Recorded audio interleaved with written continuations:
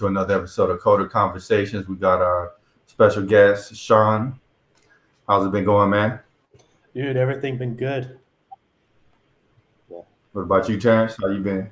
I'm good. I'm good.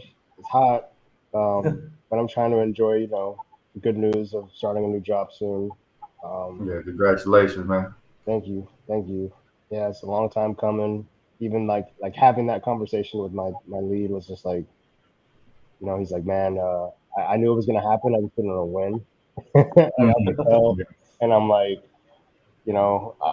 I knew I was gonna say it. I just didn't know when, and I didn't want things to get sour between us. But he's pretty confident in me, and I'm raising up the other guys, sort of filling my shoes. So I feel like they're gonna be in a really good spot when I do leave. So I think That's pretty it's all good. solid. Yeah, I gave him three Congratulations, man. weeks. Yeah, thank you. Yeah. yeah, man. Um, Yeah. He knew. He kind of seen it, like when you're a lead developer, you kind of know like this guy's getting a little antsy. We don't really have to take off, keep yeah, him interested. There's always a tell. I've worked at places where there's hundreds of other developers next to you, yeah.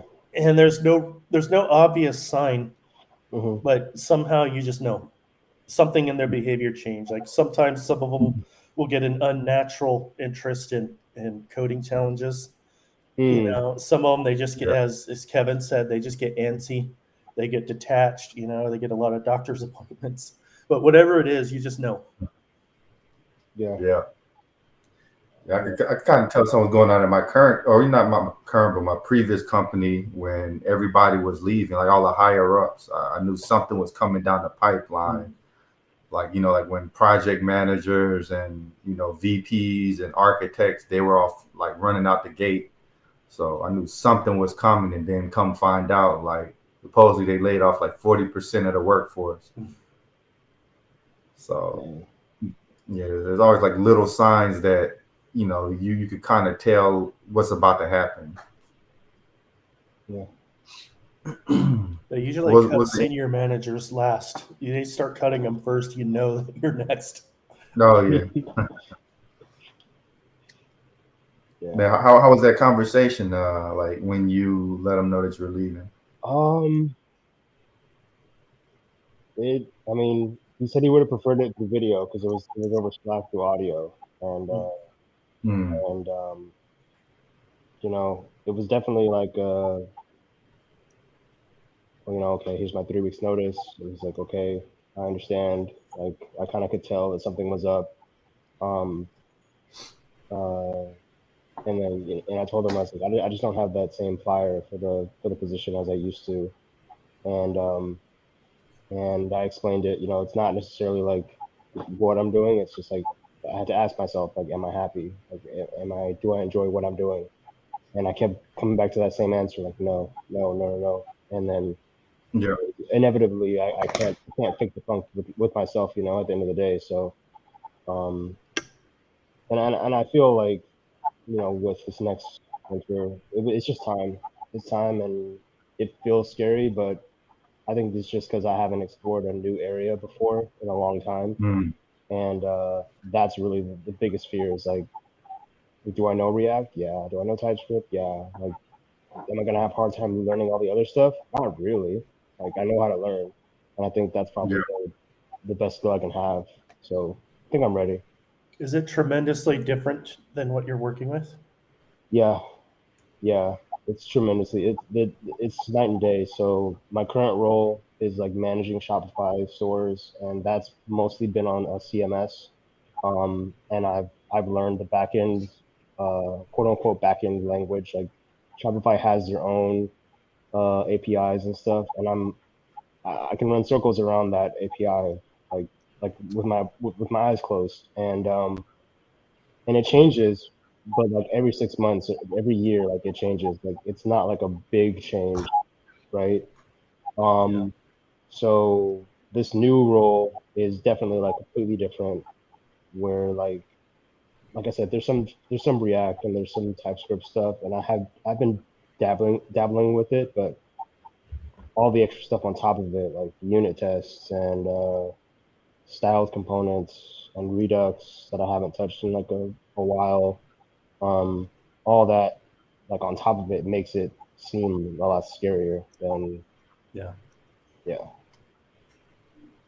So It's kind of good though. It's kind of pushing your limits, man. Like yeah, you can't just be comfortable anymore. Like you're finally getting off of the yeah, the the training comfortable wheel. shop. Yeah. I read a book once. I don't know if you've heard of it, called The First 90 Days. No, I've heard of it. Mm-mm. It's a fantastic book. It's written more towards like managers, and it talks about how to come in and get all your early wins early so you can build trust and camaraderie with everybody. Hmm. I I figured out how to apply that to like a software engineering role, and it's just like magic. Yeah. It'll it'll turn the scary parts of your first 90 days into an action plan for results.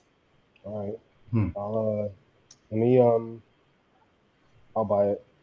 I'm always down to read. I've got so many books that I haven't touched yet, but I'm a junkie when it comes to buying books. If somebody I know recommends it, like, oh, I'll buy it same day, not a problem. And then I look up and I have to buy a whole other bookshelf.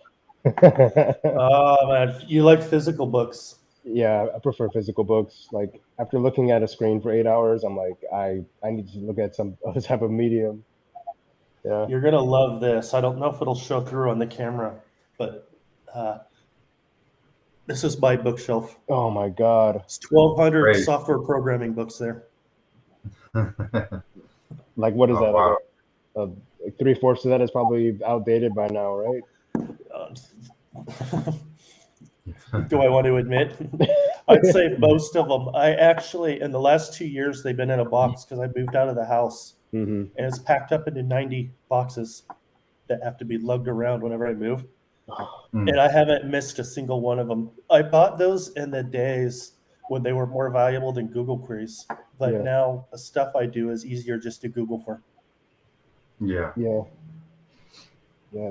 That's what I'm learning. Like nowadays, I used to be big into just buying books, buying books, buying books. But if it's programming Write them related, off too.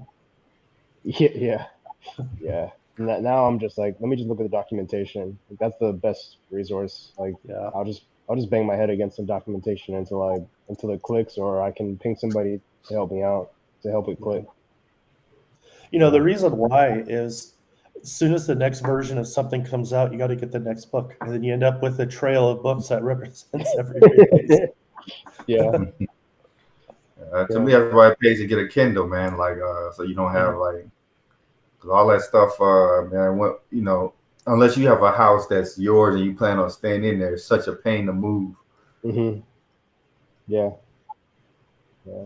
That's why I'm like, I don't want to get to the point where I have 1,200 books. I've got one bookshelf right now, and most of that's entertainment. I think I have like 10 programming books in total, but I don't plan on going like any crazier than that.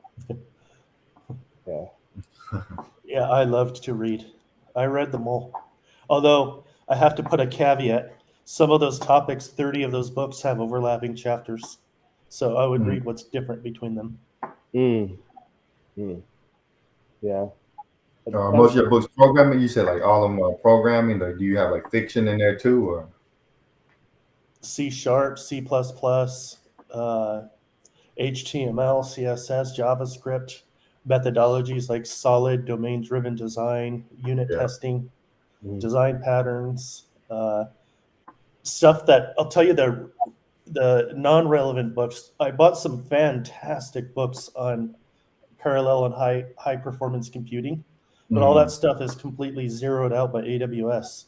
Like I don't have a single DevOps book. Like that's the point where you start Googling. yeah, yeah. Man, I went crazy on buying books and courses, but I got mostly like digital stuff, like Yeah. Udemy. I spent like a small fortune on Udemy.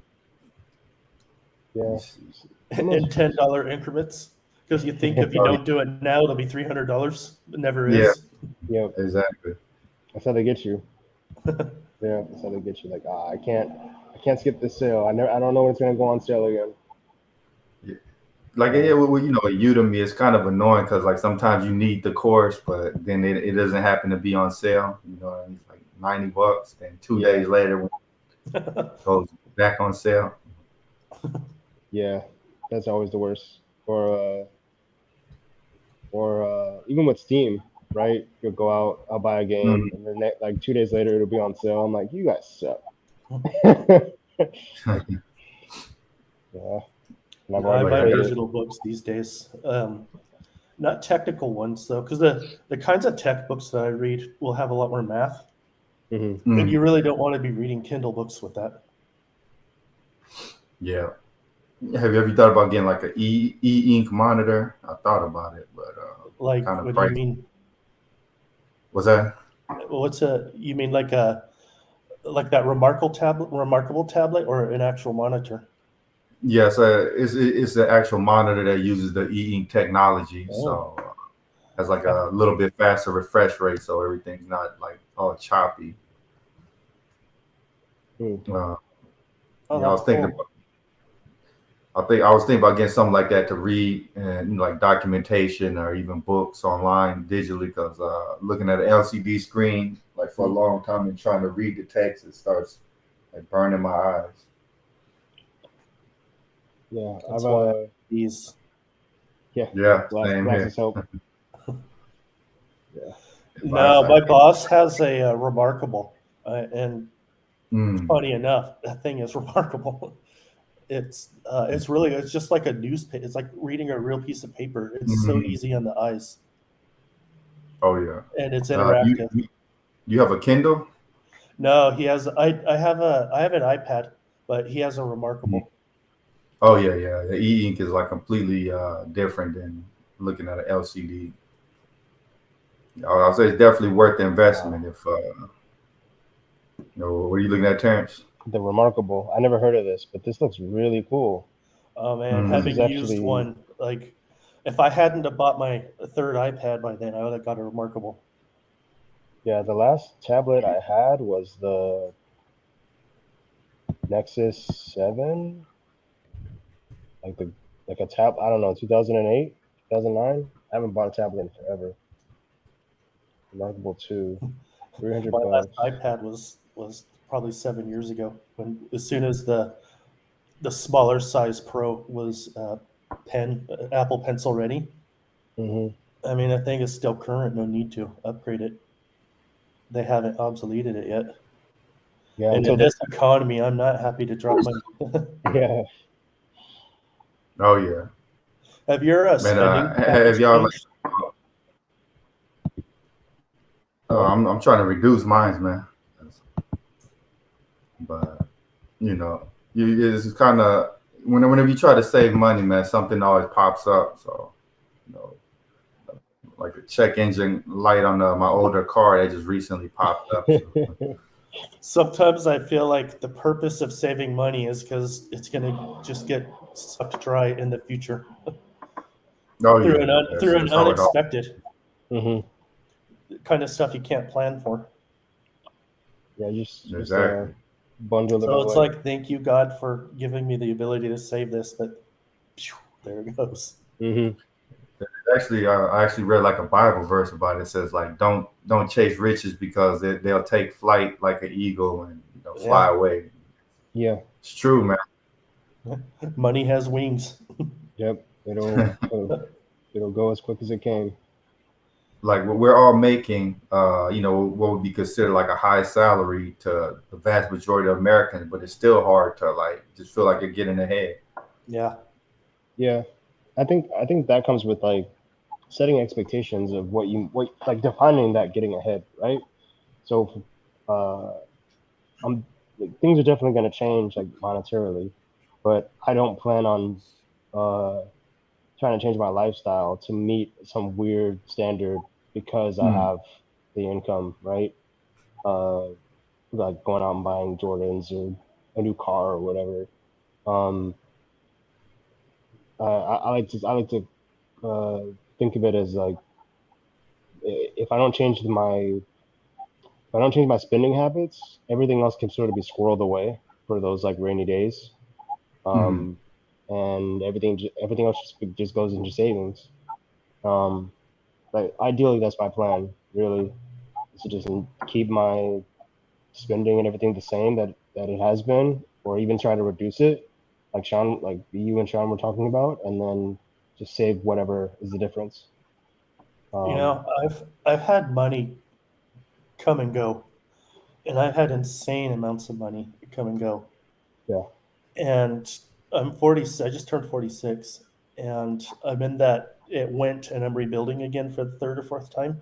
Mhm. yeah, You know, when I was younger, I was probably more invincible. But you know, once I get into my 50s, I don't know if ageism is a real thing in tech. Like at least that I'm in the managerial levels, or if I keep myself current or anything like that. But I've gone from 7 digits to zero in a heartbeat before, and like money is mm, truly Mm. fleeting. So I'm at the point now where the most important thing, like it's not like as Terrence was saying, it's not the big things, the pair of Jordans or a car that's going to eat you alive. It's it's those daily transactions that all add up. yeah. It's the Oh little yeah. things that eat away at you. Those little upsells at the counter. The It's crazy. I didn't notice that Starbucks. until, yeah, exactly, Starbucks, right? I didn't notice it until Add avocado, yeah. Do three you want to add dollars, avocado? ka-ching. Do you want to add an extra pump of soy? Do you want to donate to the children's fund? Uh, Mm. like all those little things that you don't notice that turn a $3 coffee into a $5 experience, or even like uh, walking into a store and somebody putting an ad in your face for some cologne or something. It's like I didn't walk in to buy anything, but I left with this thing that I didn't want. Yes. It's kind of crazy. It's like that the more money you make, if you just really want to get ahead, you almost have to act like all the stuff that you want to buy doesn't exist. Like Yeah, you really want to go and get Yeah. the AP wing stop, but it's like, nah. Yeah. I think And for wing stop me, is it's like, just eating out. Like yeah, I went to Carl's Jr. recently and I Yeah. just got like a hamburger, fries, and a drink, and they're like, it's $21. I'm like, no, I think you got it wrong. $21. Yeah, I'm like, you got it wrong. Wow. I asked for a hamburger, fries, and a drink, and they're What? like, well, that's what you were. It's just $21 now. That's Well, ridiculous. how did they get that high? Crazy. A lot of restaurants are closing around me also. Mm. Like I can imagine. Like Dang. I seen this restaurant. They add the word artisan in front of everything, but they were selling toast with avocado slices and sriracha on top for like $6. Yeah. I don't know about that one. So I Yeah. found a healthy place that's near me. Surprisingly, is cheaper than everywhere, and the food is just amazing. Oh So wow. Nice. unless I'm cooking, that tends to be where I go. Yeah, I need to do more cooking, man. That's how you really save money. But it's True. like you don't feel like Yeah. cooking once you've done 8 hours of coding. No. You guys got to get a slow cooker, man. Like it saves so much. You can make, well, one, you can get really creative with it, and two, like throw some chicken in there, throw some seasonings. If you want to have a beef stew or whatever, get yourself Smelling a, it all day. oh yeah, or putting it in at night and then going to bed and waking up in the morning to some beef stew. Man, I'm telling you, you don't have to worry Sounds like about it. Just set it and put it on low, and you got yourself some food, man. I And got one of those R2D2 pressure cookers. Back when nice, they're selling those Star Wars themed pressure cookers, yeah, and that changed my life forever. yeah. oh wow. Like now, I could get things done in 15 or 20 minutes. That used to take hours. Mhm. Yeah, it's sick, man. Like I, I'll eat out every once in a while, but I don't I don't crave it. I don't crave to eat out as much as I used to Mm. growing up. And I personally, I like to cook. And yeah, don't get me wrong, like I'm tired of shit some days, but I have a roommate and she needs to eat, so it's not like I could just ignore cooking. So um yeah, I prefer to cook at home, and it saves me money every once in a while. It just and even making coffee at home has saved me a lot of money. And I Mm. never realized how much money like I was spending on coffee every day at Starbucks until No, you add it up. It's probably not that different than Starbucks unless you get something really exotic. Yeah, yeah. I mean, I'm not a huge like frappuccino type person. I'll get it every blue moon, but yeah, like making coffee at home is my ideal. Yeah. So when I was in the Navy back in '95, they used seawater. They'd filter seawater, and then that's what you would drink when you're at sea. Wow. And when you mix that with coffee, it was like drinking diesel. It was just bad. Mm, And so I went from 1995, 96 until about 4, 5, 6 months ago without drinking coffee because wow. that taste is so burned into my mind. I just Mm. can't. I would occasionally get a frap at Starbucks, but coffee itself, it just didn't do. And one day I woke up just randomly. I'm like, you know what? I'll try coffee again. And as luck would have it, Facebook started showing me ads for coffee. I don't know how, I Wow. don't know why, but it did. Yeah. And but these were organic instant prints, and like I could do instant. I used to like it, and when I was much younger. But I went to Google. Sorry, I went to Amazon to research it and buy it from there. I've never had a good experience clicking a Facebook ad and getting what I wanted, so I just go to Yeah. Amazon instead. I got this brand. It's amazing. Now it's like I'll turn into a monster if I don't get that coffee in the morning. Oh yeah. Coffee's addictive, man. Yeah. I used to be It's up to like something relaxing just having that taste, and Mm. it just fluff. Like I describe it as fluffy. I don't need to put creamer or sugar. It's just so smooth, is it but I decaf? do, and it just takes my mind off of things. Yeah.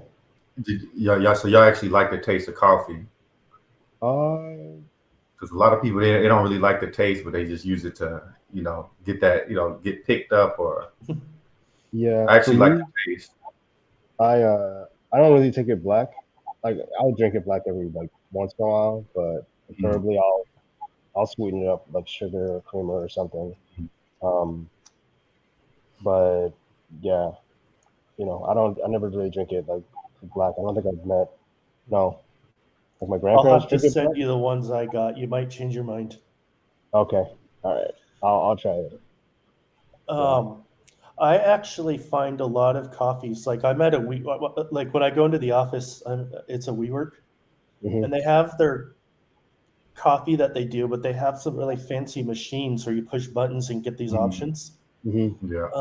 Or I'll go to other places like the apartment building downstairs. They have coffee.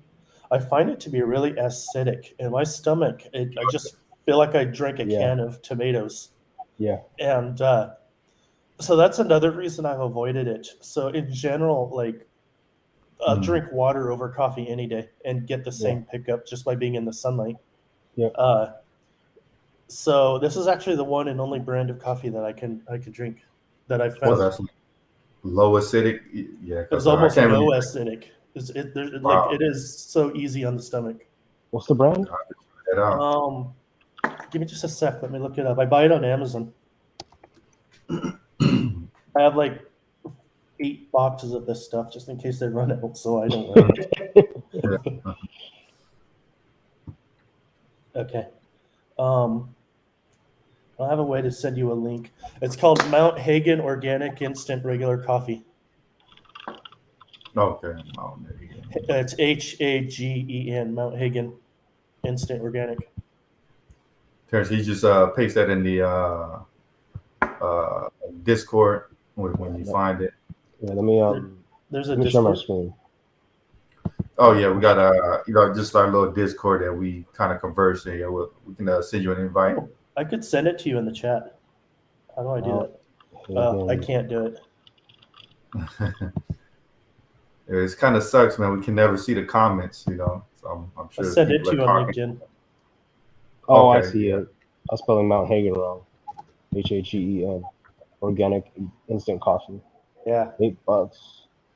Well, you get 25 packets. For me, that's Yeah. cheap enough. But yeah, Shauna, you said like at one point you had like over a million. Like, how did you end up you know, kind of losing it? Was it like just a gradual thing or some big like You event you like medical? you spend it. You Mm. spend it. You know, a house here, a car there, Oh yeah. um, and then travel here, travel there. A Hmm. thousand books, a big screen TV. You Yeah. spend it, Yeah. and before you know it, it's then these upgrades to a house.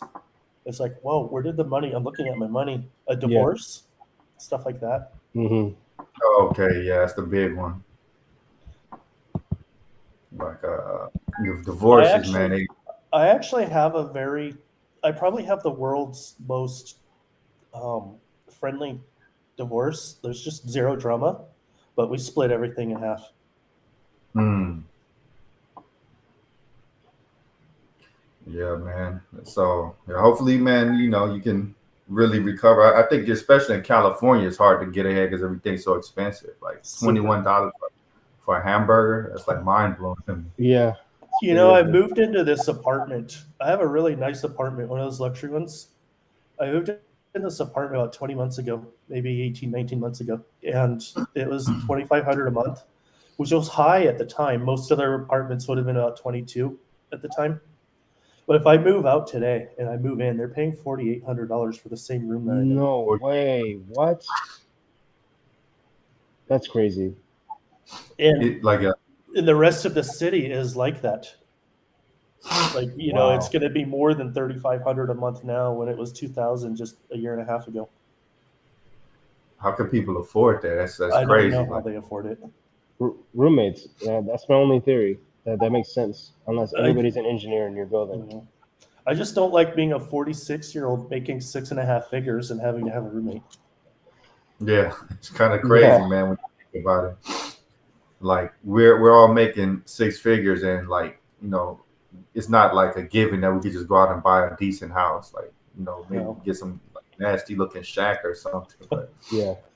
I bought my house just a few miles away in 2006 for 700, which was at the height of the market before it bombed. It went down to about 200 for a while, and then in 2018, it was back up. I sold it for 7, and that was with some negotiating. I wanted a little more, but so I did it. That same house today is $1.5 million just 3 years later. I'm like, it's a should great have. house. It was a beautiful house, but it's not $1.5 million. Mm. Yeah, that's what I feel about like you know, Terrence was showing me all the houses out in LA. It's just like little shack, you know, what is like 800-900 square feet or something, Hmm. and it's like 500K. Yep. Like wow. And the same price gets you like 2,000 square feet out in Texas. Mm. And before, like just a couple of years ago, before the pandemic prices, you could get a big like house for like 300K. And now, you know, the price just magically doubled. I think the market's about to blow up, and some deals are coming because, like, you know, like Netflix recently announced they lost 1 million subscribers, and if you look on LinkedIn's little news story, all these different companies are laying people off. So, Yeah. you know, I wonder, you know, the thing with social media, and one reason the way that I just don't pay attention too much, and I live a mhm. happier life, is how much of it feels like, you know, a company lays 100 people off there, you know, or they'll say 2%. You don't know what 2% is. It could be 2 people at some places, you know. You see a bunch of these companies doing that, and it makes it sound like everybody is doing it and the world is crashing. But Yeah. is it just being amplified, or is it really that bad? I think this time it's really that bad because I've seen it personally in my own industry. Like Mm. I logged in, somebody sent me a post on LinkedIn, and it's a guy that worked at, you know, my former company, Caliber Home Loans. He said he got called in a meeting and they laid off like 40% of the workforce. And I've seen it firsthand. Like my teams have like 12, 13 developers. It's Mm. down to like 4 now. I So, expect it in like the mortgage, like Loan Depot. oh Uh, yeah. they're a big company. They're located. All their developers are just a couple miles from me. They just laid off I don't remember Mhm. the number, but it was like 2,000 people. Or there's a huge, insane number of people. Yeah. But I expect that because I think that, you know, the mortgage, the housing, and the retail, as people spend less money and inflation goes up, that's going to be a hard hit market. you Yeah. know? Mhm. Yeah, I think actually this time it's because you have like companies like Google and all of them Yeah. hiring, freezing hiring. Some companies rescinding offers. Like it's just kind of like unprecedented. It makes me wonder what Google doesn't like, they just have free money. It just grows off of Mm, trees and forests for them. Yeah. And if they're doing it, what is it that they're seeing? yeah, Yeah. You know, or is it just an opportunity to like clean up shop a little? I don't know. I think I I think think oh, go ahead. no, I think just by nature, just from inflation, that Yeah. means that there's less money. People can buy less just by default. So that means less profits for companies, and then other people, once they see that the layoffs are starting, they're going to stop spending, and that means companies going to make even less profit and more layoffs. Kind of like a cycle. Yeah. I can see that. I feel like a lot of companies are doing it because other companies are doing it almost. Say, okay, if Facebook is freezing, then let's also freeze. Maybe they Mm, don't see anything. Maybe they're reacting because somebody else is doing something. That's a possibility as well. But they could also have the foresight, and they could see something that we don't. But I like the theory that you know if people don't have money to spend, then that affects them in one way or another, and they need to respond, and they're responding by just like freezing hiring. I think that So that fear of missing out really screwed over a lot of people. So like, imagine you rushed out to buy a house. Like, I don't want to. I want to hurry up and get it before the price. I'm priced out, and your mortgage is like 4,000 a month. Like, that means a lot less money to buy other stuff. You know what I mean? yeah, I know I keep talking about like getting a home, but I don't. Mm, Let me say this. I want to be smart about it. I'm not going to rush out just to do it. And two, if it doesn't happen, like next year or 2 years from now or for 4 years from now, it's fine. Like I'm not that in a hurry to rush out to get a home. Mm, Um, yeah, I I don't really believe in that FOMO stuff. Um, like I know some people live by it, but I try to just stay in my own lane. Like if I'm not in a position to do something, I'm not going to do it. yeah. What about you, Sean? Like, do you foresee like the economy starting to tank, or is it just like a short term thing? You know, I've been through 2000. I've been through 2001, 2008. You know, it goes down, it comes up. Yeah. But there's some factors happening right now that just kind of worry me a little bit. Like Mm, supply chain issues weren't a problem. Even in 2001, we didn't have supply chain issues. You just had like a little bit of slowdown because of flights and stuff like, the 9/11 happened. Yeah, Um, and it was a good transition period from an old model business to a new model business online, and Amazon, probably got a big boost through that period of time. mm, um, Inflation, gas hitting our foreign yeah. policy, the Russian war, all that stuff. Mm, It feels like there's so many catastrophe. I don't want to use the word catastrophes, but there's so many things that like I feel like this could be a little more prolonged. yeah. yeah, Um, I don't like the reason my spending is changing is because I feel like this is going to be a bit more long term. But plus, I'm Mhm. older, and I need to start being a lot more conservative with my money. Yeah, yeah, I agree, man. I kind of see like there's so many mini crises happening all together, and I've never seen we're at record high inflation, housing prices in a lot of areas. Like over here, they literally doubled in like a year's time. Yeah. There's so much happening all together. It's like yeah, you know you got to start saving. You got to start being cautious. yeah, For me, I feel like the era of consumerism is kind of nearing its age. Mm, Like, I don't know that many consumers anymore. I mean, I know some wealthy people that feel like nothing has changed, but anyone that's working their job to depend on their lifestyle, like I don't know that many consumers anymore. Everybody cutting back. Oh yeah. And you know that's going to affect the economy even further because people are buying less, and you Yep. know, it's kind of like a downward spiral. So you know, that's kind of like why I think like man, you have to have multiple sources of income. You know, it sucks that you gotta do it, but you know, I think that's where Google might be pulling back. You got to think about it. Their ads probably depend on consumerism. Mm-hmm. yeah, Yep. Yeah, multiple sources of income. I unfortunately have my one source, and I don't know if that's going to hurt me or not hurt me. But I think anyone, like the next couple of years, anyone who doesn't have their side hustle, like it's, it's like people, you got to have your side hustle to stay ahead and have that safety net. If something goes wrong, Yeah. like I'm in a position now. If I lose my job, I essentially lose my place to live and everything that goes with it. And I don't have the safety net that I used to. So Hey, I know a lot of people. I know a lot of people in the same situation. yeah, yeah, kind of But I'm happened to not me. worried or scared at the same time. It's like I'll take it one day at a time.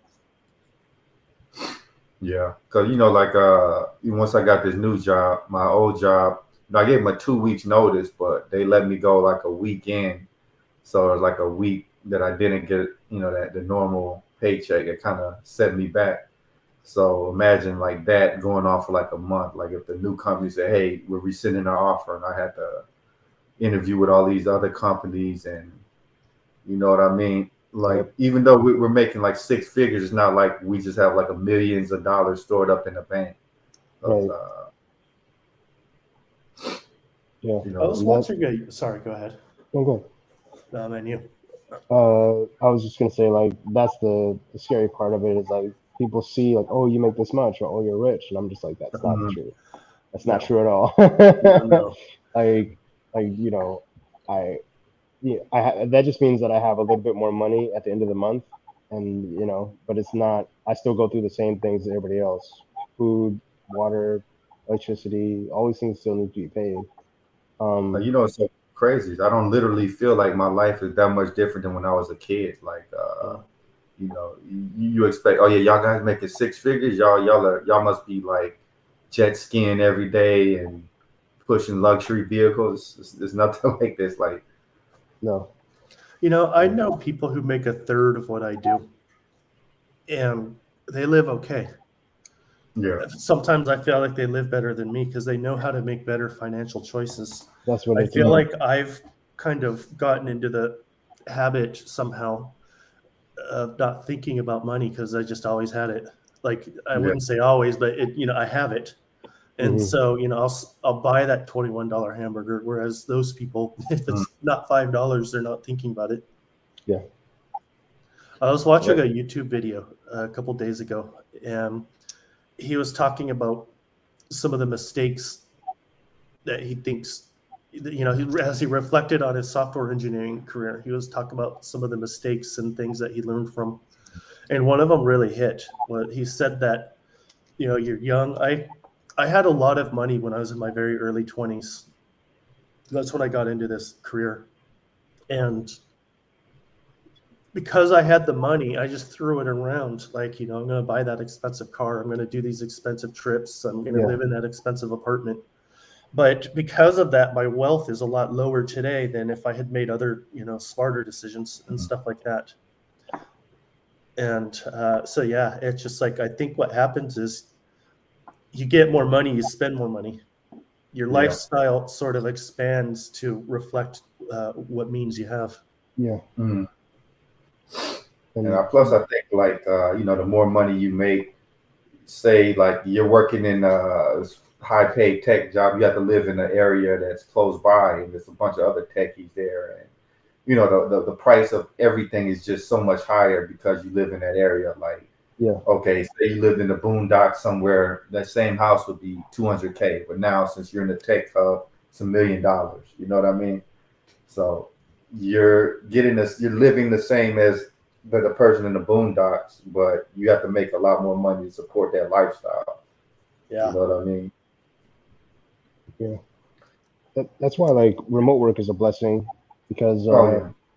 I mean, yeah, you've got to compensate for some other things in other areas like social interaction and stuff like that. But for me personally, you save a lot of money, at least when it comes to like commuting and stuff. You don't have to get on a bus to go to work. You don't have to drive and sit in traffic unless you choose to go out there and to deal with LA traffic. Um, but I think when it comes to these high paying jobs, regardless if it's tech or not, it's all about reeling in that lifestyle creep. I think that's what it's called. Yeah. Like your lifestyle sort of tries to match that, okay, my salary's here, my lifestyle also has to match that. And that's not true at all, right? Like you Yeah. could be, you could have like the fat wallet and then just still like stay average. And nothing stopping any of us from living that way. It's just I think like, like, you cut back to an extent, but just like with this record inflation, yeah, if you stay at your current job, you would have gotten like 10% poor this year just from inflation sure, alone. Mhm. yeah, So it's kind of like things are just so much more expensive. Like Sean mentioned, like he bought his house for like what like 600, 700K, Yeah. and now it's 1.5 million. Like Like, how how did does it? someone? Yeah, Go ahead. Go ahead. oh, I was just gonna say like who has the where did the money come from that 1.5 million to? I don't know when I was so it took me 10 days to sell my house a few years ago.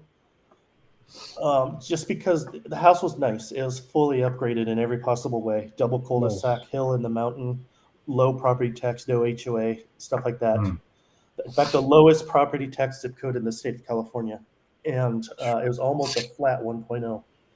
And a lot of people came in, investors, saying you're never going to sell this, but they wanted to offer me like 20% below. mm, The family with the neighborhood was awesome, so I wanted somebody to live there that would keep the neighborhood vibrant the way that it was. And I sold to a family that that was they had two kids. That was their first house. They were mm, underrepresented people, and they just wanted to be in a nice neighborhood. So I made that happen for them, and I could have actually sold a bit higher also, but man, they mm. negotiated me down and down and down, and I'm like, you know what? Let's just do it. It's their first house, and they're excited. They have this dream. It's within their grasp, yeah, and after all the fees, it doesn't leave us in a bad spot. So Mm. I actually did it for them to give them that chance, and that was a good decision. I'm still friends with them now, and like that neighborhood is awesome. As far as who's paying 1.5 million, Yeah, not people like me that have money. It's got to be someone that's sold a house and they're just shifting it, or it's institutional speculators. yeah. I'm I like, man, had a lot of private speculators, but I didn't have anyone like Blackstone or anything. mm. But interestingly enough, they just banned like Airbnb rentals out here, so it they should banned cool it. off the market a little bit out in Dallas Fort Worth. I think Mm, it's a lot like Sean mentioned, a lot of speculators who want to either do like a house flip or get the rental fees and all of that kind of stuff. It's not people like me, you. Like we're not going to pay like 20% over list price just cause. Yeah. That happened in Santa Monica when I was out there 7 years ago. You could buy a 7, 8, 900 square foot flat for like $200,000, 300,000, really pretty easily without that much competition.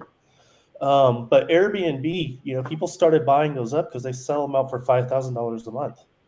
But the Yeah. city had to come wow, in and ban that and like shut it down. And Laguna Beach, I live a couple miles away from Laguna Beach, and they did the same thing. Like everyone was Airbnb out there, and then they turned it down.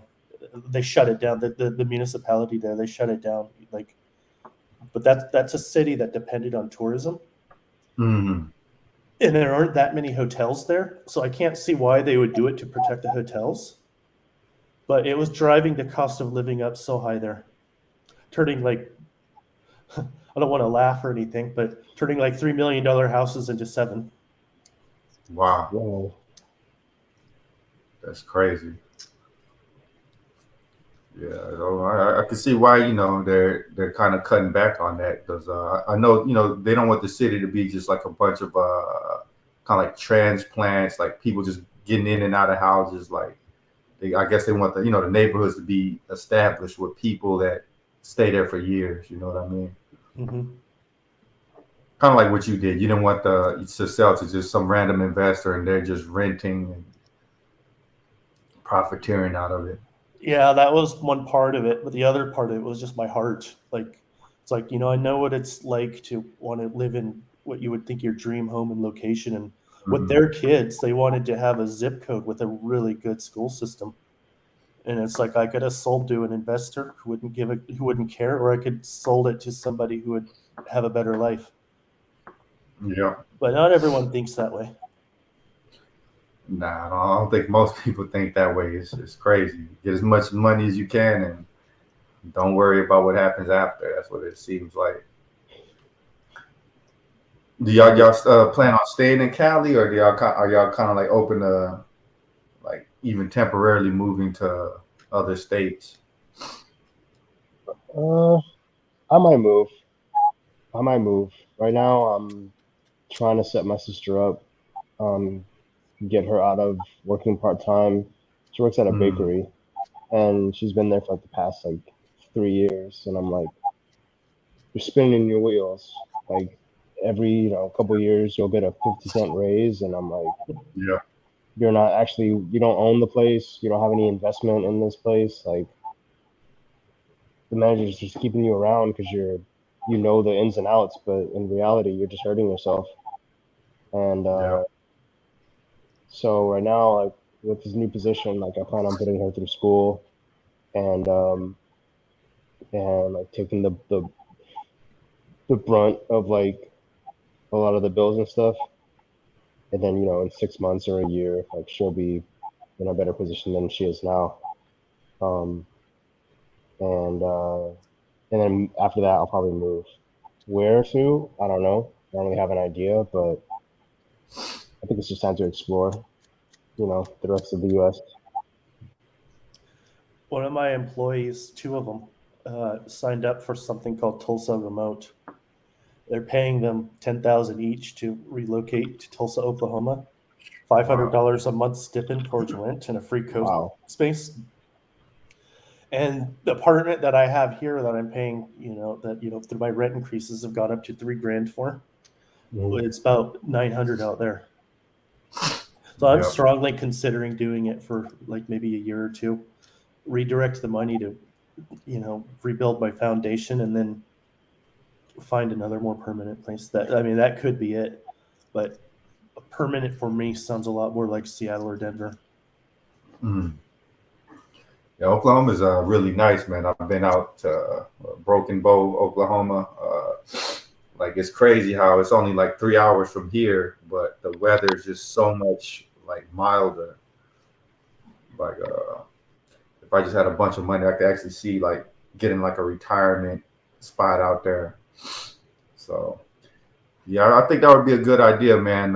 It doesn't make sense just working to live. Like you're just working to pay $4,000 rent or something. Yeah. Like you're never getting ahead. With like just making So somebody else rich.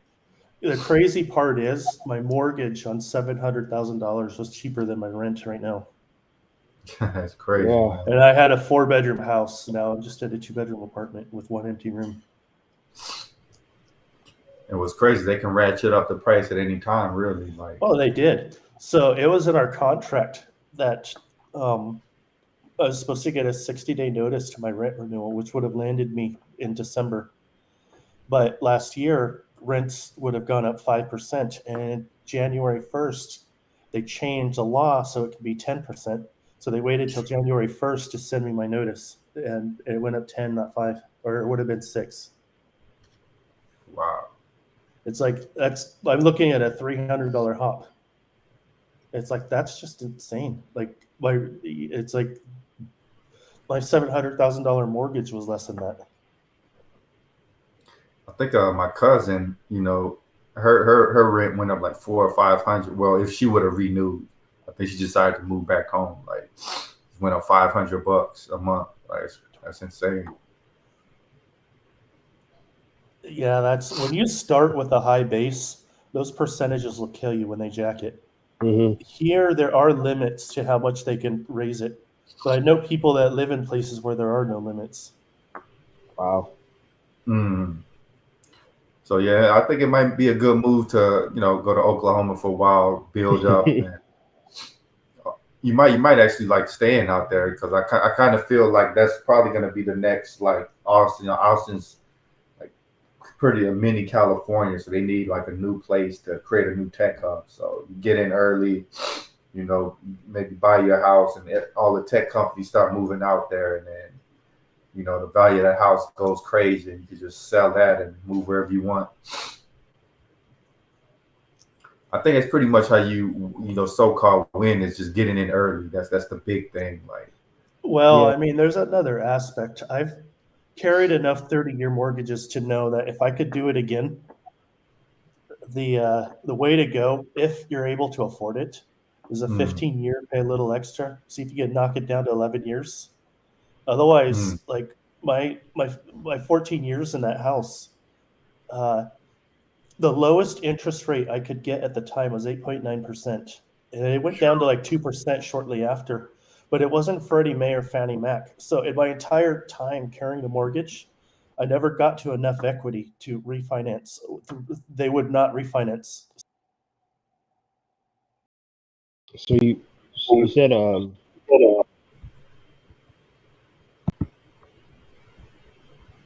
Hello? Am I yeah, on? hello?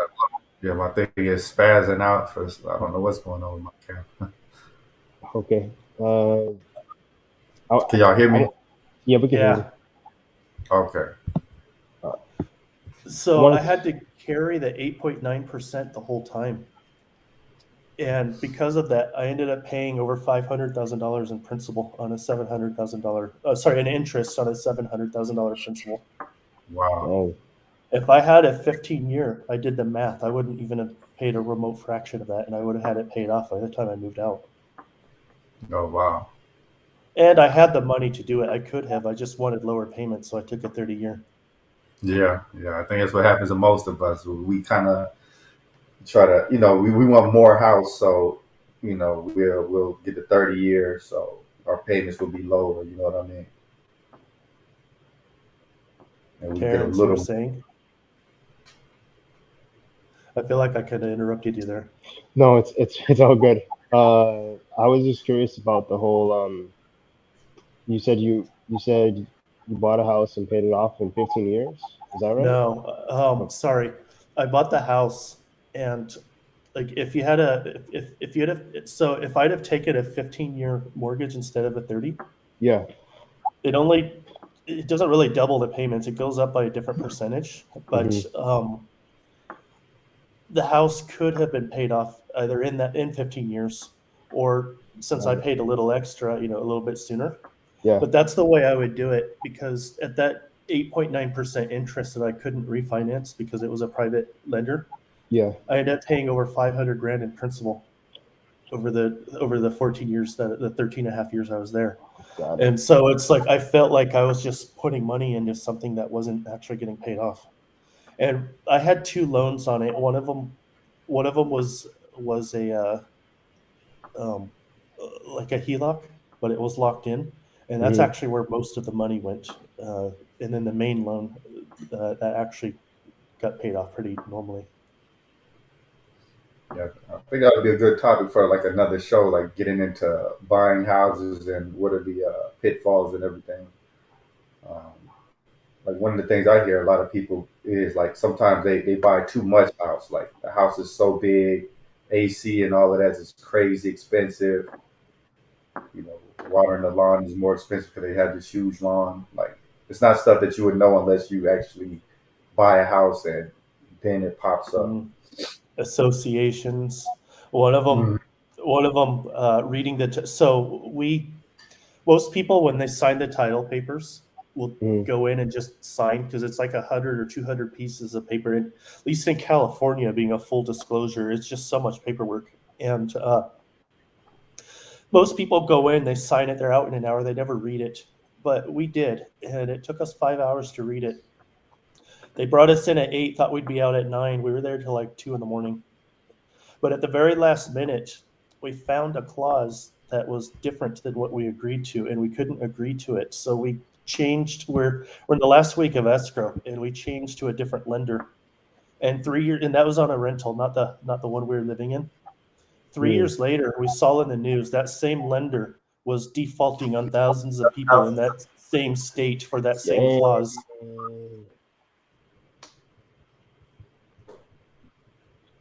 Wow.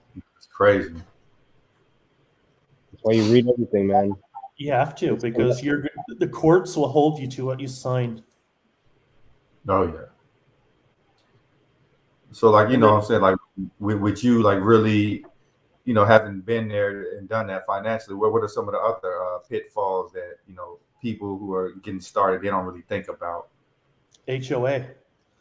How many $200, $300 penalties I received because a random yellow flower grew up in the front yard and was there for more than 24 hours, and then it's an HOA violation. Oh wow. And then they send them a letter, and there's another one also. We painted, and we painted the house, but they gave us like a 200-page document that tells you what all the different colors and combinations based on all the different factors and everything. Oh And we matched the colors exactly, but we had to give them a receipt of the color name. The color Wow. name didn't match the document, even though the color tone did. It turns out that someone affiliated with the HOA has a brother that owns a paint shop, and that's the only place where you can get that paint by that color. So we had to get the house repainted. Because if you take it to court, you're not going to win. Yeah. Yeah. If you don't pay those fees off, get auction off your house too. That's crazy. The other thing is swimming pool. We had a PebbleTech saltwater pool in Arizona, and I tell you, that was a mistake. That was so much maintenance. Oh yeah. Yeah, I hear like getting a pool isn't really worth it just due to that maintenance. The heat, it just warps everything. Oh, okay, yeah. Yeah. But yeah, my advice for homeownership is simple: is just do the math. Like one, don't take a loan from anyone that's not Freddie Mac or Fannie Mae backed, because I could not refinance because private lenders just didn't give any of that relief that the government ones did. And then the second thing is HOA. If you can avoid HOAs, at least on a property, if you're in a condo, I guess it's acceptable. But like for a house with your own land, you don't want someone else telling you what colors you can have or whether you can have a weed in your yard from within 2 days, stuff like that. And then the other thing is just understand if you're going to have a swimming pool, just understand what your costs are going to be for that. And in California, like how are you going to fill that swimming pool, stuff like that. You can't do it through your running pipes. You have to import the water in. Wow. Yeah, I never knew about that. So what about like just like life in general? Like you know, don't buy this, don't buy that. Any kind of advice on that to kind of avoid getting yourself in like financial ruin or debt? Don't buy acidic coffee, or you'll start buying more money on antacids. Yeah. I don't have strong advice there, just because I feel like it's a very personal decision. For me, I would say like yeah, don't go crazy. Like once you make more money, man, don't let your expenses rise with that. Like I told Terrence, like, hey man, don't buy a new car, man. Just roll with the one that you have until the wheels fall off. And, I wish I wouldn't have gotten that Camaro. It's not like, I bought a super expensive car, but it's like $900 car payments every month. Like, imagine if that was like 300 instead. I would just have a ton more money to just have a buffer. And That's one thing about cars. Mine has been paid off now for maybe like 12 years, even longer. Thing runs. Why buy a new one? Yeah. right. My last car before that was 20 years. That one kind of had to get sold because it was on its last. It was on its last. It was at the point where the cost of repairs every year was a third the cost of a new car. Wow. In that price range. And I think a car is the big one. Like I know people that are looking for a new car now, and the dealers are, if you can even get one, the dealers are jacking it up by like $10,000 or $15,000. But you can't get a Wow. loan. At least my banks, they won't cover a loan for the extra $15,000. They'll cover it up to the point of the sticker price. But a car is a depreciating asset. If Yeah. something changes in the inflationary cycle that we're in, you might have paid $60,000 for that, $45,000 car, but hmm the used value on it is going to by far exceed what you're going to get out of it if you sell it used or trade it in. Yeah. I was just rolling side by side with a Lamborghini the other day, and I kind of just drove past it because you don't want to hit one of those things. Your No, you insurance is don't. gonna go through the roof. But I was able to drive past it. It's not like that car does something that Civic or something doesn't. You know what I mean? It's not. Well, it does. I think if you're a man and you have a Lamborghini and you go to the beach or something, you're gonna Yeah. gonna meet the love of your life a lot. You have a lot more to choose from. A lot more gold diggers. A lot more to filter from.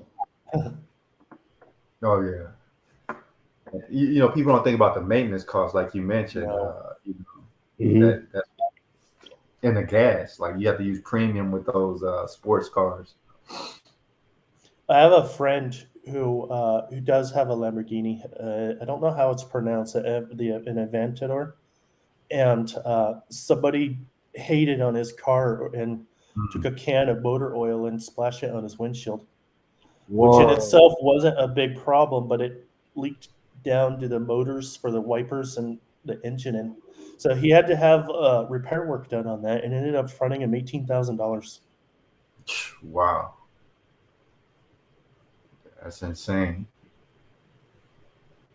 Yeah, getting repairs done on like even mundane things on those exotic cars is like insanely expensive because those parts aren't often in stock. Even mine, I have a Toyota Tacoma. I was driving home a couple days ago, like 3 days ago, and 60, 65 miles an hour. Those are rock. I see this, I see this stationary rock in my because I'm going so fast and it's I'm just coming at it. But it went underneath my front left tire and came back up and hit the wheel well, the fender liner, and just shredded that thing to pieces. And so now it's rubbing against my tire. So I Hmm. go to have a mechanic say, can you what's the cost? The um, the fender liner part is like a $35 part, but it's $1,000 worth of labor to have them take the wheel off and do everything to install it and everything like that. And I'm not a mechanic, so I don't know if they're Wow. BSing me or not. But I feel like even a normal Yeah. car, if anything goes wrong, you're at the mercy of what price they give you. Yeah. Oh yeah. Yeah. Or just learn to repair yourself. Like I'm no expert, but I'm definitely a do-it-yourselfer until I've done all the things that I can do myself, and then I take it in, and then they're like, What happened?" Like I don't know. I just know that this light is on, and I tried everything, and it doesn't work. Um, but yeah, like that sort of personally, I try to fix it myself, and that's one reason why I don't want to get a newer car because everything is mostly electronic now, and Yeah. like having a car from like the early 2000s, it's so much easier to be like, let me go to a junkyard and find one of my like find a car that's similar to mine and pick out a part and $5 and boom, I'm back on the road. Um, but yeah, I can imagine like if you don't have that type of experience, you got to pay the mechanic and listen to Yeah. what he has to say. It's a totally different beast. And don't you kind of feel like, things like this happen like just when you start feeling like you're starting to save money, like Yeah, yeah, yeah, definitely. Like you think you're getting ahead, and then the things just kind of like slap you in the face. And like, okay, never mind. Next month I'll get ahead. I yeah, always show some level of gratitude because what if that had happened and I didn't get ahead? Yeah, right. yeah, definitely. Yeah, thank God we had the money to pay for it. I Yeah, might have nickel and dimed a lot more or watched a lot more YouTube videos. I mean, YouTube is a real miracle and a gift to mankind because Yeah. yeah, I was a kid. We didn't even have an internet yet. Like I wasn't. I was maybe 16 or 17 by the time the internet even existed. And mm, YouTube and being able to find any knowledge. So if I wanted to repair it myself, I had done that on the washer machine at the house. We had a leak and paid the guy to come out, and he wanted $600 to repair it, but I went on YouTube. I bought a $30 piece and did it myself. yep. Oh, wow. He'd still Yeah. charge me $200 To for come out giving me and the see it. idea to look at YouTube. But Yep. Yeah, that's why, like, for me, if something goes wrong, if I don't have a inkling of an idea, go on YouTube. Like, I fix so much stuff around the house. Just be like, okay, how do I fix this? How do I yeah, fix that? What do I need to buy? And then go to Home Depot and buy a rail for a sliding door, or buy a whole new sliding Mm, door, or buy a washer for a pipe or whatever, a lug nut, you know? yeah. Um, yeah, it's amazing. Like, there's no need to really call, uh, unless it's like super serious and you just know, like, okay, I yeah. could DIY this, but let me call the professionals. I think Yeah. I think my big, I think my biggest expense was the hospital. I had COVID in January. Mm, From the oh, 1st yeah. until the 31st, I was in a COVID ward, and with pneumonia, I almost couldn't breathe. I mean, it was bad. wow. There were days I didn't think I was going to make it another 24 hours, and Mhm. it's the medical bill. Like even when you pay Yeah. $600 a month for insurance, Yeah, you still get a $5,000 bill for a 10-hour visit, yeah, and it's like if I were to give advice to anybody in the United States, anyways, it would be don't call 911 unless you unless you could support it or unless you really are dying and you need it. Like, don't just do it yeah, Yeah. frivolously. yeah, Isn't that definitely. sad though? It is because now if something happens, I'm literally saying, like if I feel something in my chest, I'll give it a few minutes because I'll know in a few minutes if it's a problem. Yeah, Right. Because I don't want to get saddled with some bill that I'll never be able to pay off. Yep. It's like, we got to avoid the medical system, buy the cheap cars, go to a low rent state. We're making six figures and we have to almost live like, it's not quite as bad as the Great Depression, but it's kind of like, we're still just like trying to be like really frugal. You know what I mean? Like, I didn't think, before I had the money that, getting six figures wouldn't really be that different than what I was living at, how I was living before. I think 4 maybe 5 years ago, you could in this state where I live in this city, because it would have made the difference between like a $2,500 a month apartment and like a $1,600 a month apartment. Whether Mm, you're eating steaks or whether you're eating Sizzler, a more affordable kind of variant. But mm, hmm, today, it doesn't matter how much money you make. I mean, we're all getting leveled down to the same level of just nothingness. yeah, exactly, man. Yes, that's why I started, I'm starting to look into these side hustles. I know, it's not necessarily gonna like completely change my life, but at least give me a little bit of a buffer in case something happens. I won't say it won't completely change your life. Like, side hustles, especially if the side hustle isn't related to what you do on your day to day, that could change. You know, you can learn video editing, you can learn Photoshop, you could, you know, like there's so many side hustles that just that can improve. Like for me personally, okay, my side hustle, I could probably like teach English and like to you know to foreign exchange students. Um, Right. and like that, I might meet somebody who lives in I don't know Saudi Arabia, and then you know it just sort of like butterfly effects into like all these other random things. And so Yeah. I think side hustles can be an effective like life changing thing. I think it just depends on what it is. My Right. ex my ex girlfriend was Thai, so she started teaching me Thai, and I had studied Mandarin Chinese a few years back at the college, and everybody always tells me that there is such a huge market Yeah. for people in these foreign countries, any foreign country, no specific one. Hmm. Mm. Like they want to learn English. Yeah. Um, I always bartered practicing Thai or Chinese with them practicing English, Hmm. but that is a totally legit side hustle. Hmm.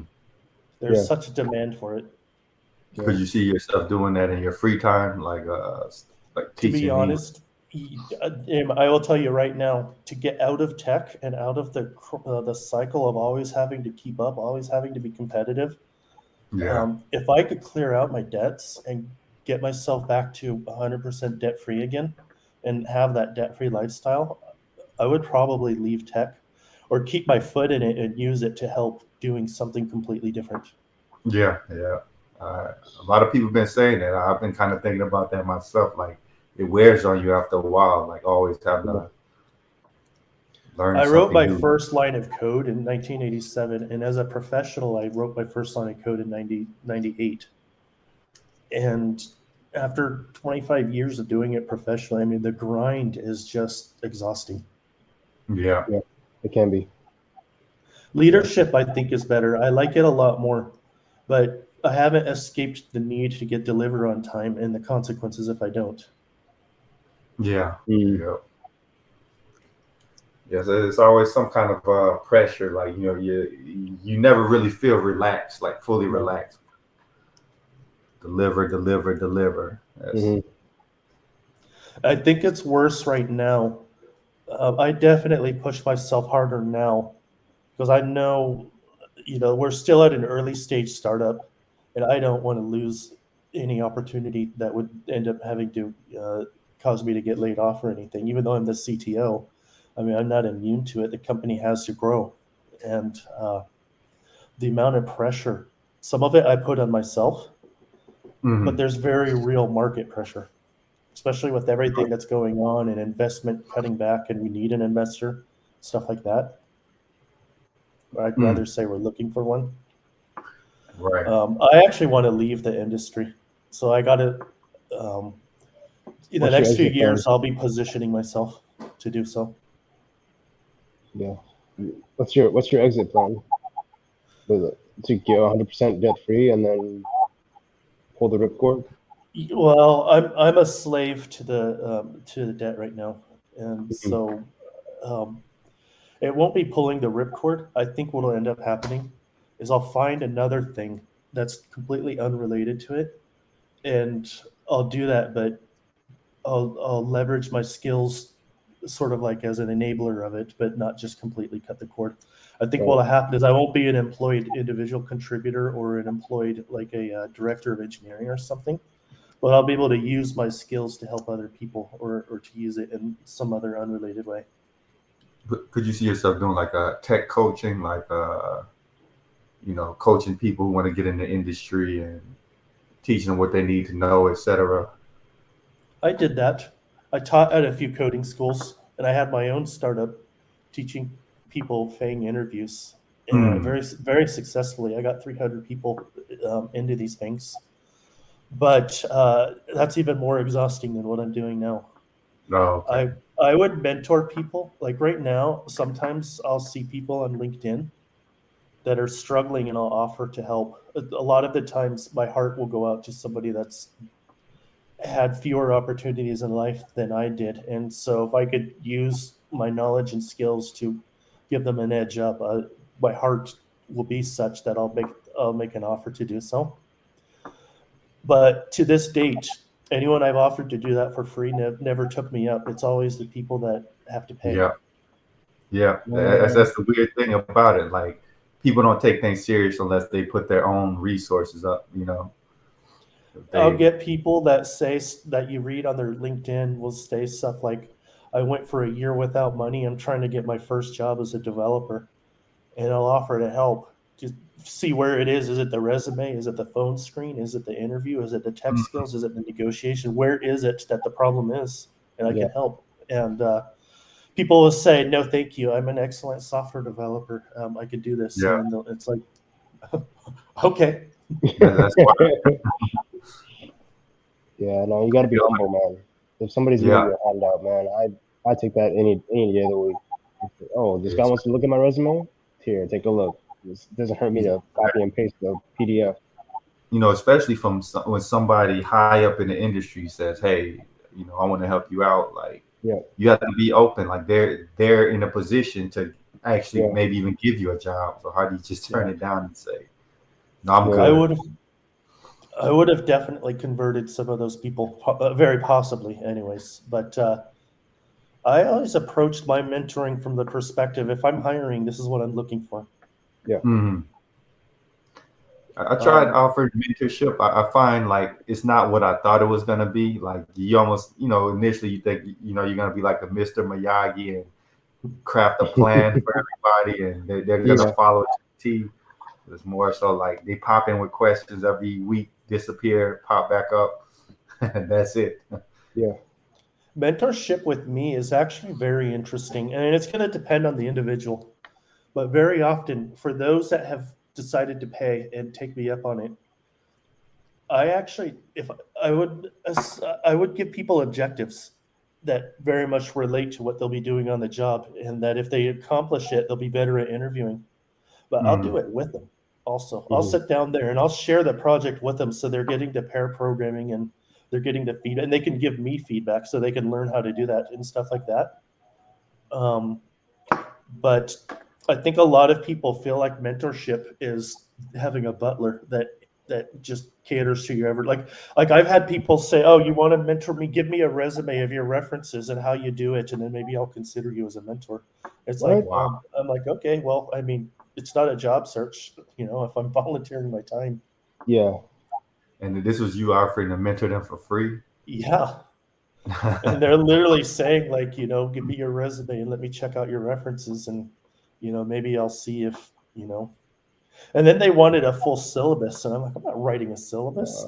They're not about it. They're just jumping through hoops. Yeah. Yeah, it's crazy, man. Like, you know, if somebody's perennially unemployed, more times than not, there's a reason why. Like, you know, a lot of times you bite into the pit. It's almost always bite into the pity story. Yep. But, you know, when you really look into the story, there's something there. Like, yeah. Although I do also understand if somebody has been chronically unemployed and struggling, it affects people emotionally. And the underlying thing might not be their humility. It might not be anything other than they just don't believe in themselves anymore. And you go into an interview feeling that way, you aren't going to make it very far. Yeah. You got to go in there with confidence. Yeah. And, like that's the big thing. I'm speaking from a position of not having very much confidence. So, yeah, I gotta like pump myself up before I go into an interview.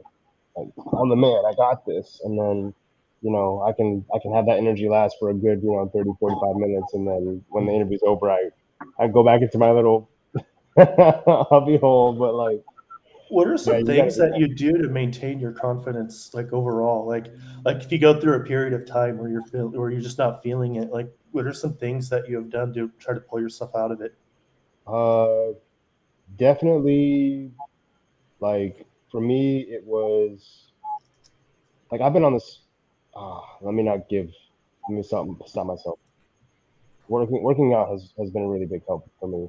Like investing in a gym, whether it's like a home gym or just pushing myself to go to like physically work out, has been beneficial. Like seeing the weight go up, seeing like my body change overall, forcing myself to do things like that I know that I should do, but I don't normally do, like drink a gallon of water a day or clean up my room on a daily basis to just keep my room clean. Like those little things sort of build up on top of each other, and that keeps my confidence like at a pretty at the base level. Because like I don't know, for me, like having my stuff together like at home, like I don't leave my loft and then go downstairs and then look at like a sink full of dishes, right? Mm. Like I don't dread like oh god, I gotta do these dishes now. Oh, I gotta make dinner. Like slow cooker solves that. Doing my dishes as soon as I'm done with them solves that, or tossing them in the dishwasher. Like waking up on time and like getting out of bed and like pushing myself incrementally, like to Mm. do more and to like be on top of my stuff.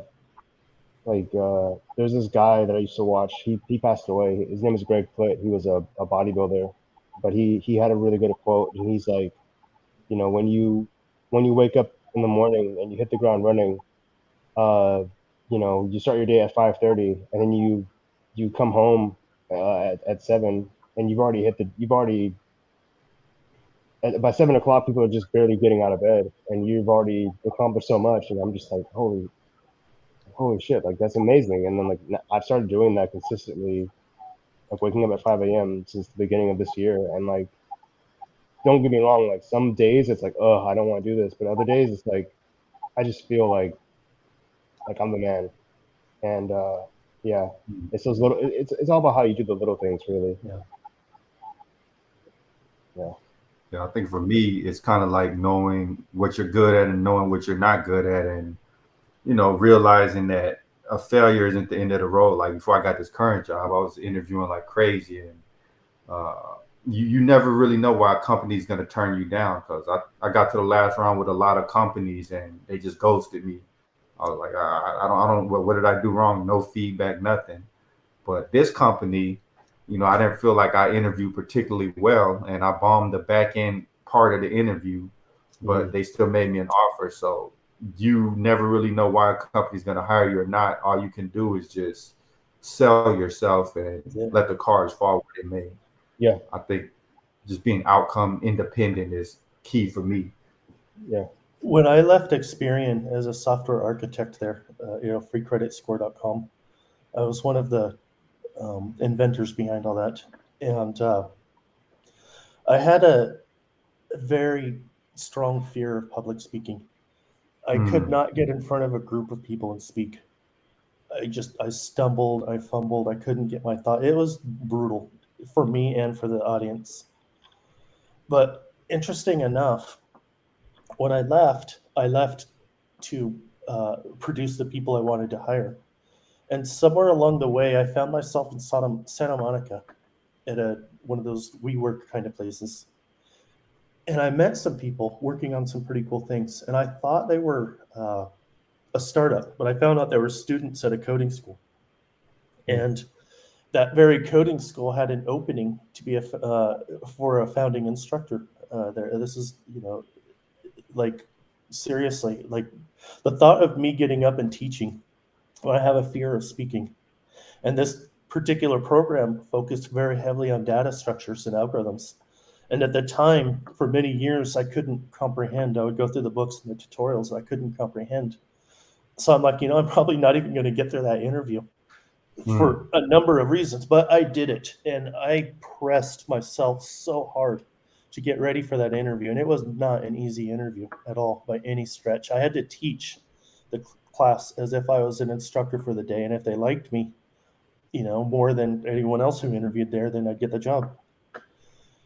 When they were interviewing me, they asked me questions about reversing a linked list and balancing a binary tree and stuff like that. I don't even know how it happened, but when I took all of the negative self-doubt out of it, I answered many of the questions. Some of them I just totally fumbled. Mm. And on recursion, I fumbled so hard that they brought me back to redo the whole interview again and see how I did. Wow. And I still didn't make an improvement, but they told me, they gave me a sheet of paper. It had about, I don't know the number, but it was probably about 30, 31, 32 things they were feedback that I could have improved. The only one they wanted improved was the recursion. But I improved every one of them the second go round, but not the recursion. And they said that's not normal, but I ended up getting an offer for whatever. They still never told me the reason I got an offer over other things, but everybody liked me. But my main point behind this is that a lot of times we doubt ourselves, and then we hamper ourselves.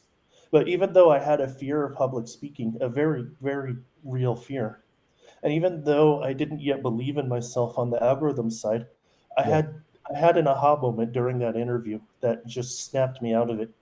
I saw that I could perform and I could do it, and I stopped doubting myself. Mhm. If I had not gotten an interview, I would have still had that moment of confidence. Yeah. Mm. You know what's so interesting is like all of us have kind of like social anxiety. Like as a kid, I didn't even want to read my journal in front of the class. I had extreme social anxiety, but we're all here on a podcast. Like people look at us, they would be like my own family, they wouldn't be able to believe I have a podcast, and I'm kind of like speaking in front of the audience. It's kind of this just goes to show you that you can overcome, you know, your deficiencies. Yeah. Yeah. You have You to. just have to do it. Yeah. Exactly. Mhm. Exactly. You just gotta push yourself into that uncomfortableness. Like, okay, this is gonna suck, but I'm gonna just jump in and swim. And Every, yeah. every job that I've ever done, I haven't done. Like I'm a CTO now. When I got into this position, I wasn't even a manager before that. So it was just completely new to me. Nice. Hmm. And it was a learning curve. I feel bad for some of my early employees because I had to learn that if you're a leader and you have imposter syndrome, you're going to have an entire team of imposter syndrome. So I had to Yeah. go through those learning moments. And, teaching, I had never taught, and I was also afraid of public speaking at the time. Being a software architect, I'd only been a web developer. I hadn't designed a Fortune 500 system yet, and it wasn't a Fortune 500 when I started. It became that way. And being a software developer, I wasn't before that. I was, as a Navy sailor. So every job that I took was a leap into something new. But I think that's also what makes it so exciting in this industry is that, if you put yourself out to it, you just don't know what the results will be, and you might be pleasantly surprised. Oh yeah. You know, as much as we kind of want to get out of this industry, I also have to appreciate the ability to just make progress so fast and have so Yeah. many opportunities. Like I was working in the hotel industry for 7, 8 years. I started at $10 and I ended making $11. Woohoo! I started in this industry, and I'm sure everyone that's been a software developer for some period of time can relate. My first job was probably about 40,000 a year in 1997 dollars in this industry, which which was a lot of money then, but still a little underpaid, but still decent money for someone who Yeah. doesn't have a college degree. And I've more than like 5x that in just 20 years. You're not going to get that in the retail industry. Yeah. Maybe even in the baking industry, I don't know that much, but unless you do like stocks and do something exotic. But there's not a lot of industries where spending that much time is going to get that much of a result on your income. Oh yeah. I know you know that as well, Terrence. Like when I met you, you wasn't even in the industry. I remember that. Yeah, no, I wasn't. I was trying to break in, and they were like, I remember talking to some people. They're like, "Oh, where do you live?" Like, I live in LA. It's like, there's so many developer jobs in LA, and I'm like, "Yeah, but nobody wants to freaking hire me."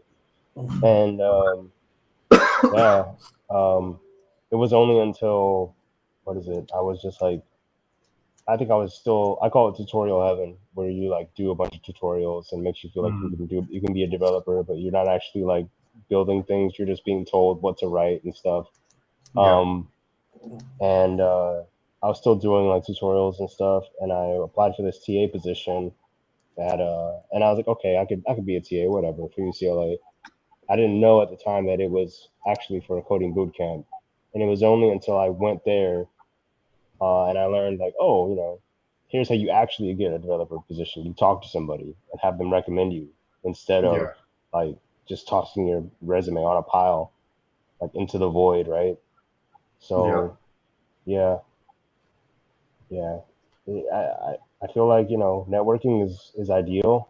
Networking, getting to know people, talking to people, even if it's just like, I know you had mentioned we all have social anxiety to a degree, but like I personally feel like it's more so, can I relate to this person, and am I comfortable enough talking to this person?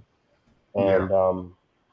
And if I get comfortable enough talking to you, you gotta have a stop sign ready, because I'll keep going. And yeah, so I think it's just a matter of like understanding your levels of social ability and just pushing that limit like further and further.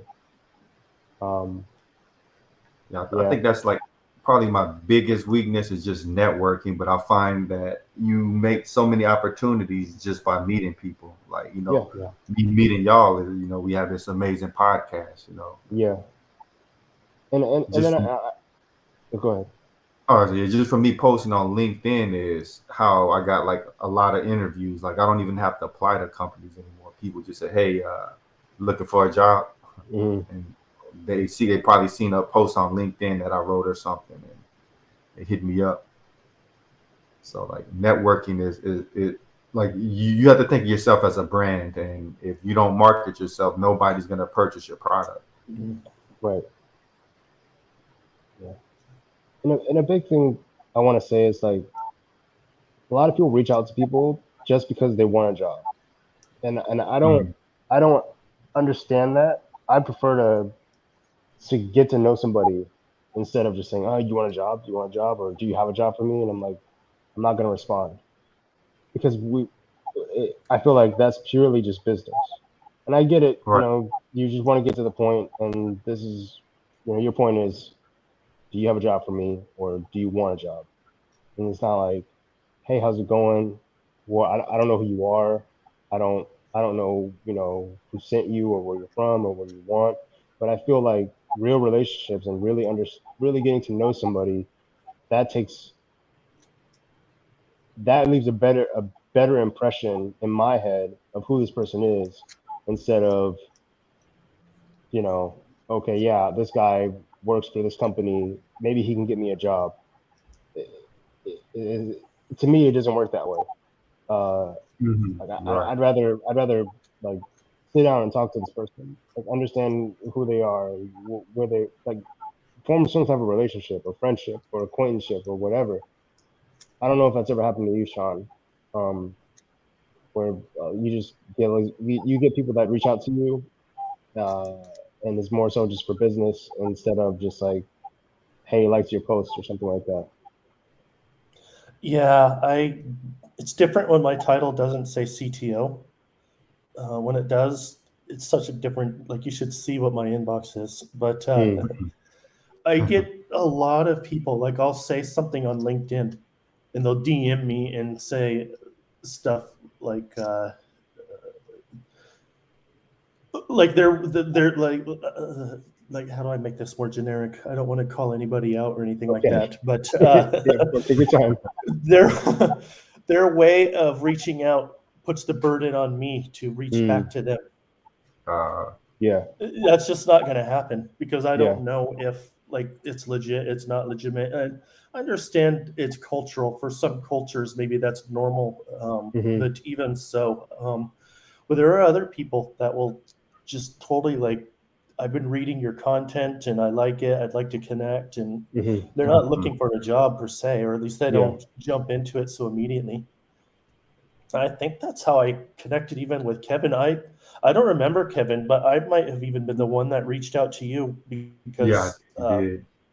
I remember like every day your posts are in my feed. I felt like I got to know you, so then I had to know you. Right. Yep. And then you reached out and you said you like the podcast as well, and we That's eventually what had to it get you was. on. I don't watch many podcasts because I feel like my attention, at my level of management, my attention, like if it takes time, it's taking away. So I don't Mm. watch a lot of podcasts, like live, anyways. Like they'll be in the background. But this is the only one that every time it came on, I dropped what I was doing to watch. I You just think you're the only I thought the one. Thanks. conversations were so real that like it was just it's my way of it. Like it resonates to me because it's my style as well. Yeah, I think we have great content, but like me and Terrence has been talking about, we got to find a way to maybe chop it up and get it in front of people. Like what makes them want to click, and dedicate an hour to this. You know what I mean? Like what was it Yeah. that made you like decide to say, hey, I'm gonna take a chance on this? Me? Yeah, yeah, yeah. Yeah. um, I think it's because your conversations were real and relatable, and I I felt like, and it's probably an irrational feeling, but sometimes like some of the podcasts that I've watched or might have had an opportunity to be on, I felt like I'd have to be more stereotyped to kind of fit in with what they are and what they promote. In Mm. this Hmm. one, I felt like I could be myself and I wouldn't have to worry. Okay, yeah, yeah. I feel like we're all pretty Okay. similar, and we're all just being ourselves. We're not like putting on some kind of personality to get more views and all of Right. that. I think that's why it works. Yeah. Yeah. Speaking of that, there have been some comments on this today's video on LinkedIn that I've been responding to behind the scenes. Oh, really? Yeah, some pretty good activity on this one. Oh, I haven't. I mean, Where do you unfortunately, we see can't those? see it on LinkedIn. You Yeah, I see. actually have LinkedIn open in a different window. We should probably For start some reason, doing I that. can never see the comments. They're showing up like if you're a normal LinkedIn user and you just go to the Kevin is live, Hmm. Mhm. the comments are showing up for people there. So I just been commenting by that means. Oh man, Oh, thanks, man. an hour, Yeah, an we're hour not deep, anywhere and near we where we haven't. can't see the comments. I don't That's, know if those people even know it was me or just somebody responding. All right, are you able to see them, Terrence? okay. Sorry, that was weird. Let me check it out. Oh, I do. Wow, that's actually a lot of activity right there. Oh, for real? Wow. We read everything too. You The hit a average, gold coin today. yeah, we did. Yeah, that's insane. Average car payments. Um, yeah, it's Sean and Eric Bird kind of going back and forth. Yeah, that's awesome. So I think there's something's wrong with this Melon app thing because it's showing like zero viewers. So I'm just thinking we're just talking to each other. No, we got 2 interactions, 17 comments. No, we're 17 moving comments. today. Wow. Honestly, the topics today were pretty good. They're Yeah, speaking to people. Like yeah, like everybody can probably relate. yeah. And I think that's what it is. It's real talk. It's Yeah. not like it's it's it's just three guys or two people having a conversation about, Hmm. life and stuff. Like, yeah, we can talk about the news and things like that, but at the end of the day, it's less of, how do I say this? I think right now there's no stakes in things, and things can just be Yeah. us just Yeah. spending our time and just talking. I Um, think it's a lot better yeah. since we got off of the scripted thing. You remember, like we used to go from point A. Yeah, yep, yep. Back in the day, it was like, all right, we're gonna talk about this, we're gonna talk about that, we're gonna talk about this. Yeah, it was very scripted. You remember when the It's shows on always Anchor good to have a FM? flow. Oh yeah. In Yeah. in real life that it changes. Hmm. I think it would be hard to take it's an hour and 40 minutes right now. I think it'd be really hard to stay tuned for an hour and a half just talking about how did you get started in coding, Yeah. or what made you want to be a leader, or what's your advice to people, software developers, wanting to buy a house, Yeah. Yeah, this was a great show, man. We definitely gotta keep this format. I think it's gonna blow up. Yeah. Well, the format is really having no format. I think that's what Yeah. the format is. Sometimes nothing is everything. Yep. Exactly. Yeah. Oh wow! It finally shows one viewer came on just now. Yeah, I get a lot of invites. Sorry, Kevin, I don't make it to all of them. I'll try to make my Tuesdays more open than they have been. Sure. But yeah, these deadlines and everything that are happening, they just suck away from my life. Oh In yeah. a good way, I'm not complaining, but I'll look up like, oh man, he sent a leak and it's been like, an hour ago. They're probably done by now. Yeah. Yeah, no issues, man. Yeah, just pop in whenever you're free, man. It's definitely makes the panel a lot more like vibrant and interesting. Yeah. Getting Just having that- perspectives. Yep. But yeah, I think it's a good note to end this one on, man. We were almost approaching 2 hours. Yeah, that's a good one. We appreciate y'all for tuning in. Catch us next time. Peace. Yeah, take care, man.